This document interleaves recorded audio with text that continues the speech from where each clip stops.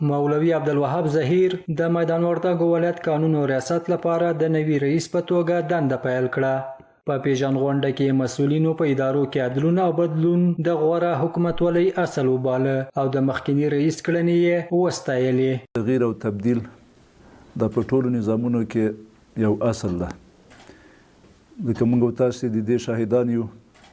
په اسلامي امارت کې خصوصا تغییر او تبدیل په ډیرو اداراتو کې د منځته راځي او موخه او هدف له دې تغییراتو نه دا ده چې په اداراتو کې شفافیت رامنځته شي.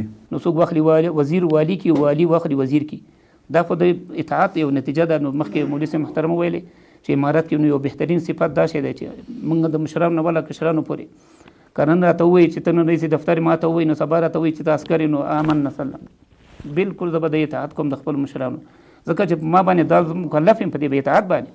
د پیژندنې په دې غونډه کې نوي رئیس د میدان وردګو ولایت ولسونو ته د غوره خدمت کولو ډاډ ورکړ او همدارنګه له کارکوونکو وغوښتل ترڅو په کارونو کې ورسره همکار پاتې شي. تر اوسه پورې به خپل خدمت کوو، دا مو وعده ده او د کارمندانو سره هم دا وعده ده چې کارمندان ټوله که په کابل کې زموږ سره وه او که دلته وه د خپل قوم د خپل قریب زما سره هېڅوک هم نشته چې ما ګمارلی.